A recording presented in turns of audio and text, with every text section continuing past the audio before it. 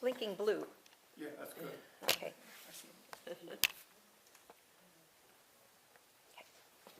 Is he in there? Yeah. Okay. My topic is evolving into love. Most people probably think that they already know what love is all about. No need, therefore, to evolve into it. They can identify many people that they love, and people who also love them. There are other people, of course, that they have neutral feelings about.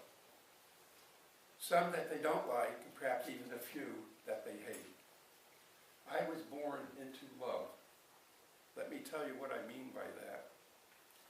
I experienced much love in my early growing up years, and for that I am very grateful. I never once feared that either of my parents would leave me or stop loving me. I love them as well. And although I've sometimes fought with my brother and sister, as brothers and sisters often do, there was sincere love in our relationships. I experienced the same kind of love in relations with my extended family, neighbors, classmates, and teachers. But there was a problem with this love. It was narrowly focused on us and did not include them, or what we often refer to as the other. This is the important theme of my message, the theme of us versus them, the other. On a more individual level, it could be called me versus you, the other. This is the way it was in the very beginning with the humans of our early evolution. It began 200,000 years ago. We were tribal and territorial. We cared for most of the others in our tribe, but our love tended to stop at the edge of our tribal territory. Humans did not love everyone. They did not love universally. This was not a universal love. Other tribes were viewed as dangerous competitors for scarce resources, so we often fought and engaged in war with them. At first we used simple weapons, such as stones and clubs. We progressed to spears, arrows, guns, and bombs. As our intelligence grew, we developed more destructive weapons, culminating in the dreaded atomic bomb. But chemicals, and perhaps now even germs or viruses, are being added to the weapons mix. As our technological ability increases to create more destructive weapons, it has become very clear that unless we evolve out of this warfare mode,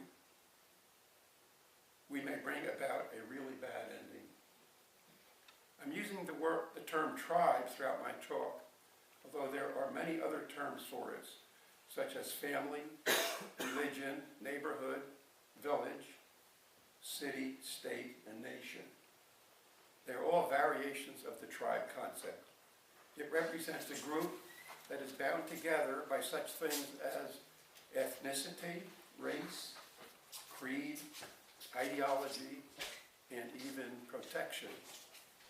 I was born into a tribe of fundamentalist Christians. I was a member of the Christian Reformed Church in North Jersey, a religion based on the teachings of John Calvin. He was commonly known for his doctrine of predestination. That's a big five-syllable word. That doctrine says that God planned in the beginning of his creation for who would go to heaven, the us, and who would go to hell, the them. One of the groups of other Christians in my childhood was the Roman Catholics. I still have memories of my catechism class where the minister, answering the question, "How must I feel toward the Roman Catholics?" read the answer from the catechism book. "I must hate them with a perfect hatred."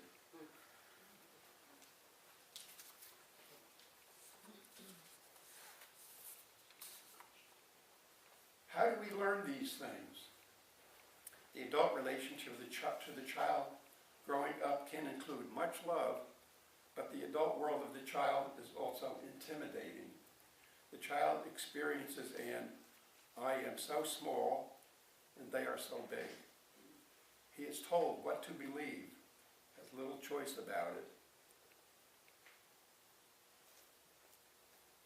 He learns all of the us versus them aspects of our relationships, such as heaven versus hell, capitalists versus communists, Republicans versus Democrats, conservatives versus liberals, and in religion, believers versus non-believers.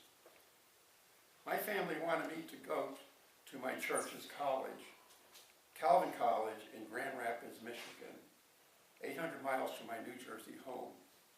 I was to become a minister to carry out the mission of my tribe. I objected, so my dad suggested business administration. In my first semester, I did take a course in business economics. I liked it okay, but as I progressed through the semesters, I discovered and majored instead in philosophy and sociology. I also minored in psychology and English. These courses were a powerful offset to my 4 courses in religion. I was evolving out of the narrow confines of my tribe. But I made a valiant effort to stay tribal, to stay loyal to my Christian Reformed faith. I regularly attended a Sunday morning service to hear the inspiring messages of Reverend Peter Eldersfeld, perhaps the most popular Christian Reformed minister in Grand Rapids. It worked for a while, but in the end, it couldn't compete with my growing exposure to the greatest philosophers of the past few centuries. I then discovered that many of the seminary students were attending the services of a popular Unitarian minister, the Reverend Duncan Littlefair, at the Fountain Street Church. They attended because it was thought that in order to fight evil, one needs to learn about it up close. Littlefair was viewed as a kind of antichrist, a purveyor of what was then called the dreaded modernism, what today we would call ethical humanism or even Unitarian Universalism, liberal religion. This was seen by them as the greatest evil that they had to overcome. I attended this minister's services with them, and they welcomed my joining them afterwards for their debriefing discussions. Sometimes I found myself speaking supportively of this minister's ideas. When I was challenged, I found it helpful to explain that I was playing the devil's advocate. I had to be careful. I didn't want to get expelled from my school for heresy. Shortly after the start of my 4th school year, my dad died. I became unknowingly depressed. I went into denial of the devastating emotional impact that it had on me. My coursework suffered. A year later, however, I was back from my 5th school year. I no longer had my dad's financial support. I needed more money, so I increased my working hours.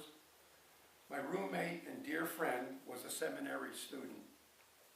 He was very supportive of me in my struggle with grief and survival. My dad's death was a tragedy for me, but it turned out that it was also a blessing in disguise. It gave me the emotional freedom to break more completely out of my tribal mold. A day came about 3 months into the school year when I experienced a conversion to Unitarianism.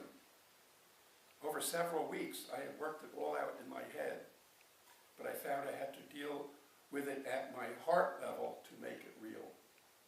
I decided to share it with my seminary student roommate, Essler. Essler and I talked about it for several hours. We shed a few tears as well. In the end, he said he would pray for me to see the error of leaving my Christian Reformed religion. As it turned out, I stayed with my conversion to Unitarianism.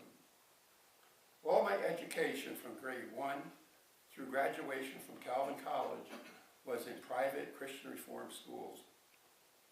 After that, I had good opportunities to expand my participation in the world beyond my tribe. It began with 2 years in the United States Air Force. There I met young men from all over the United States, from different ethnic and racial groups. We lived in barracks, very close to each other. We worked together on numerous tasks. Several months after leaving military service and finishing my final year at Calvin College, I married a devout Roman Catholic. In this marriage, we both ventured with love outside of our respective tribes. I then obtained a degree in social work and found that in order to work effectively with children, parents, and staff, I had to find something in all of them that I could love. I became more aware that tribal boundaries had to be broken down.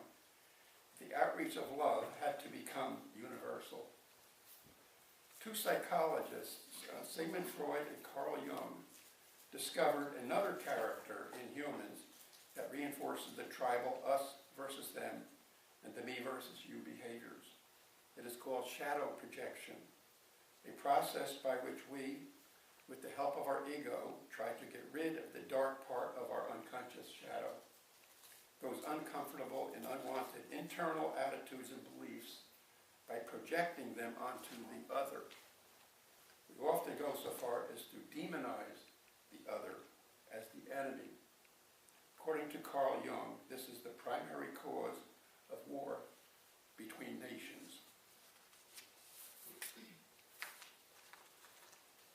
The process of projection can also lead to an uncaring and exploitive relationship to the earth, as the us first or the me first attitude becomes the self-serving rule of behavior. In the extreme, it has been called emotional cannibalism, driven by greed, excess, and selfish overconsumption, sucking in the life force of the other.